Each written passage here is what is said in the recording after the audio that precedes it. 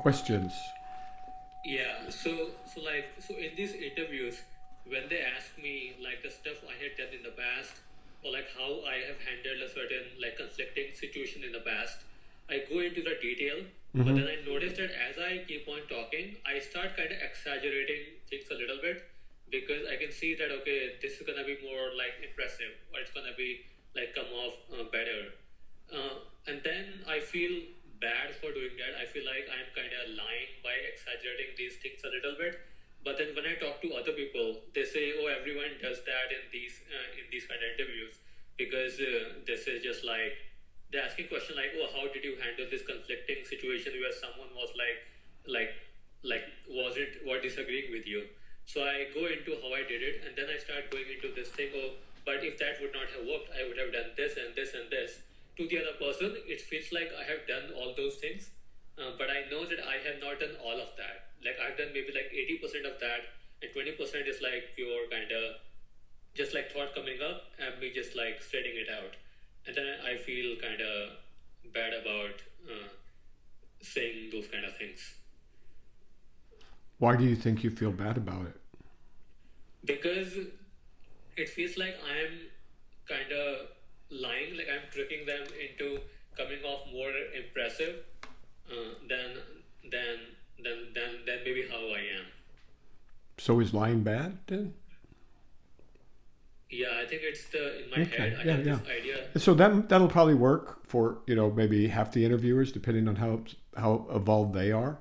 But you're going to run into some interviewers that they can recognize from that a mile away, right? Mm-hmm. Because you're right, a lot of people do that, and so they know that, and maybe they've done it themselves. Who knows? But they can pick Mm-hmm. up on that very, very quickly. So best to stick with the truth, and just the fact that you're honest and sincere will also come across, and that's Mm-hmm. very powerful medicine, right? That's Mm-hmm. good juju. So Mm-hmm. it happens, especially when you're younger, right?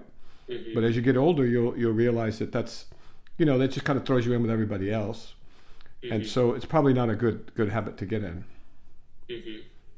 right? Number one, it doesn't work, and number two, you feel bad. Mm-hmm. Okay.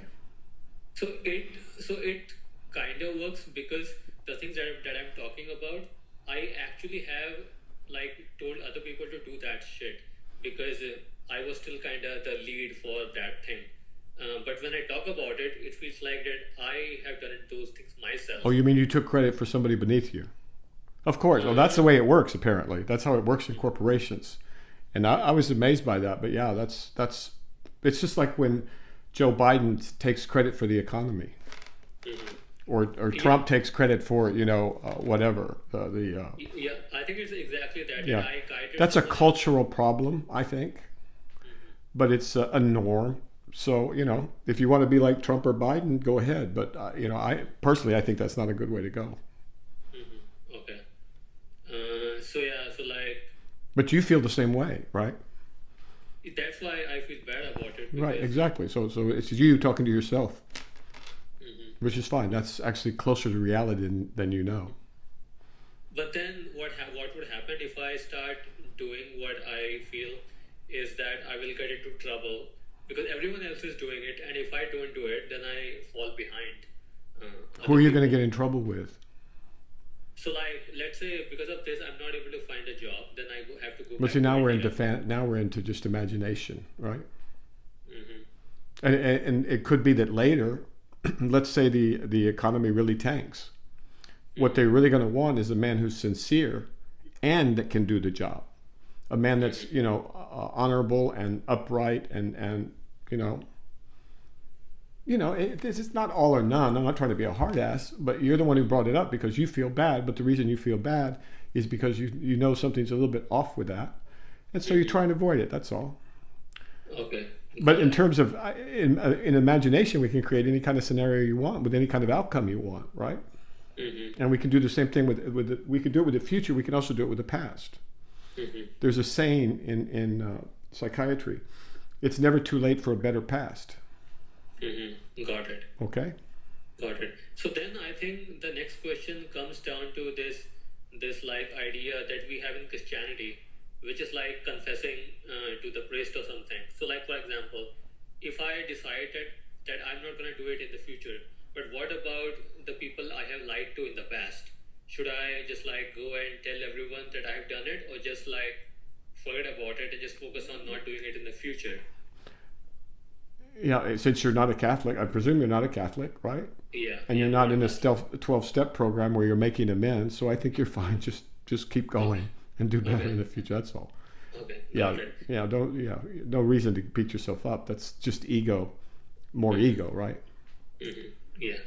Now, Okay, cool. it can be useful, apparently, for some Catholics, and also certainly in the 12-step programs for people to go through that process. But that that's under incredible guidance and for a particular purpose. Trying to beat a very, very horrible disease. Mm-hmm. But yeah, I think you're okay. Okay, got it. The next question I had was about contemplation. Okay. So basically, I am like reading the 10 stages chapter, but I'm also reading the Mulla Nadrudin again. Oh, good. I read like one story a day, and then I try to like contemplate on it, like okay. And what I notice is when I am contemplating, my mind kind of goes blank, and nothing is like coming up. It just feels like that not doing you were talking about. It just feels like that, but because the mind is silent, it's not able to figure out what other insight to get out of it. So then, Like a Zen koan or something. sorry. Like a Zen koan. Never mind. Yeah. Okay. Keep going. Yeah. So basically, mind just feels like it got trumped and doesn't know what to do. Mm-hmm. Is that what contemplation is? They're just like. Well, it depends on what you're contemplating. Usually not, right? Usually you have to think about it. And I recorded a video on emptiness very recently that I think you'll get something out of, although it's going to be difficult. Mm-hmm. But it's meant to be because you have to. You're trying to get past the defenses of the mind, right? The ego has all these defenses around it. Now the thing about humor is it bypasses the defenses, right? But sometimes the defenses are so solid it can't get past, and you don't even get the joke, right? If it's a joke. Sometimes it's not a joke, but most of the time they're jokes, right? So then what you have to do is just wait. And sometimes, it'll be 2 months, sometimes 2 years, sometimes 20 years later, and you'll go, boom, and you'll see it played out right in front of you. It's extraordinary, absolutely extraordinary, the way these are constructed. And different ones will be easier for different people because of different experiences and different circumstances and so on and so forth. But they are structured in such a way that they may not go off immediately. Now it's rare that one would take 2 years or something like that, but it happens. And some of them are right away, like duck soup, for example. And so they're all different, and that's part of the Sufi genius is that they're going to give you impacts from all different directions with all different kinds of latencies, and from all you never know how they're going to slip the information to you through the defenses of the ego. And a lot of the teaching stories are the same way, right? If somebody was going to lecture you about patience or lecture you about something like that, you go, oh boy, it's boring, right? But they tell you a story and they show you how it works, and it bypasses the ego because it goes to a different part of the brain, right? So just be patient, and the main thing is to spend some time with them, right?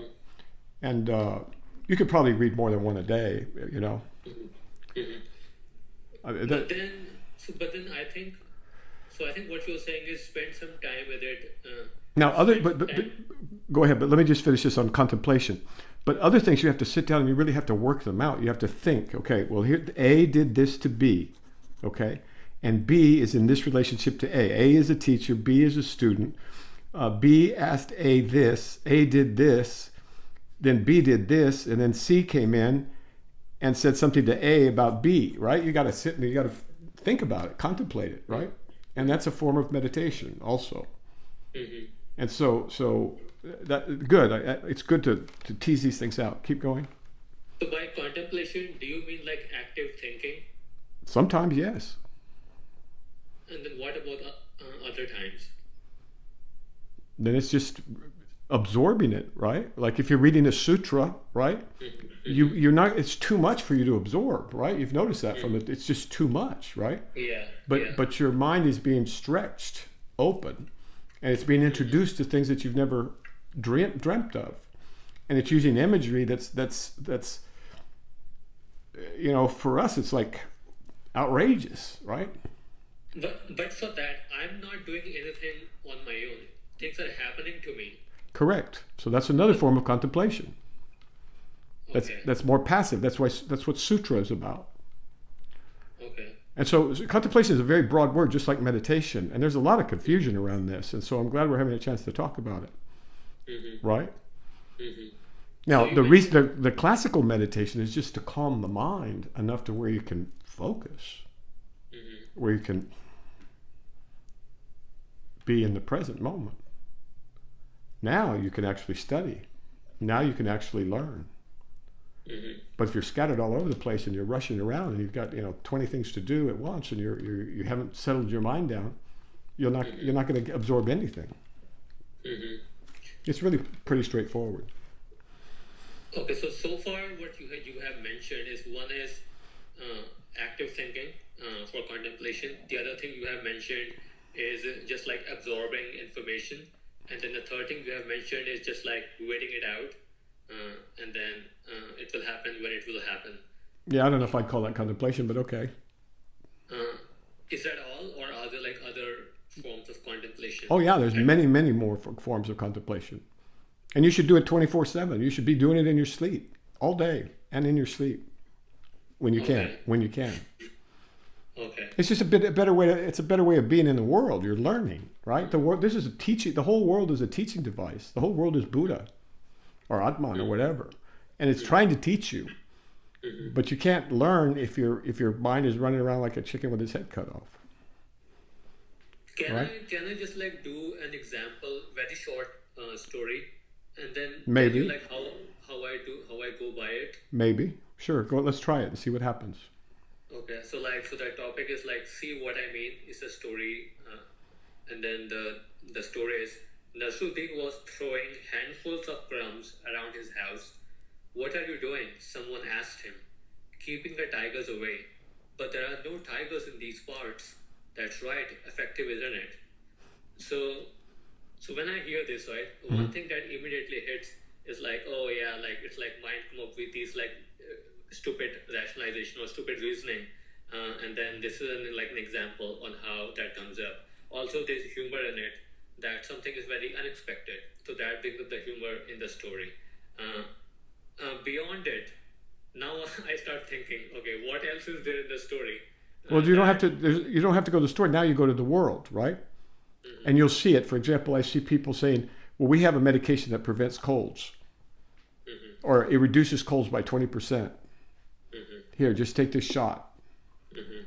Or it prevents the flu, but maybe there wasn't going to be a flu there anyway, right? It's assuming that there is going to be a particular cold, right? And that's a crude example, but you can use it in science. You can use it in all kinds of things. You can use it when you're critically thinking, right? Yeah. Somebody says, well, I've got a crime prevention program that stops people from running red lights. And no one's run a red light, since we put up this camera, right? And you ask the question, well, how many people read red lights before you put up the camera? None, right? So that you can use this. These are just thinking clearly. These are tools to think clearly with. In this case. So like once I get this theme that correlation is not causation from this. Well, it's more than that. And also like the mind stupid rationalization or dumb reasoning that we come up with. Like, when do I know that I'm ready to move on to the next story? Oh, you just move on. Or just move on. Yeah. Don't worry. You'll be coming back to them later in life because you'll want to. Okay. Yeah, just move on. Yeah, you want to get through the book. That's why I'm saying you should go to more than one a day if you know. Okay. But if you're reading other sutra and things like that, I don't know. But typically people would go through the book completely once and then go through it and cross out the ones that you think you understand and then focus on the ones that you don't. But you don't need to do that with Nadrudin so much, I don't think. But yeah, just to relax a bit.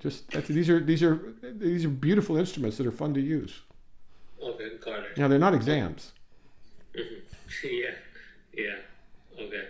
Yeah, I was treating them like exams that I need to figure some shit out before I can move on. Well, sometimes you might need to, right? But those are more like the Tales of the Dervishes, right? That's a gorgeous book. Now those you should contemplate.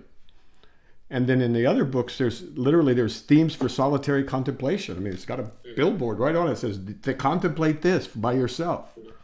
And so you have to but first you have to get through the whole corpus. You have to read all the books.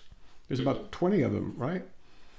Yeah. So once you get through those, then you'll have an idea of what you're dealing with, right? Yeah. Oh yeah, that's where I had the next question. Let me just get the book. Okay, sure.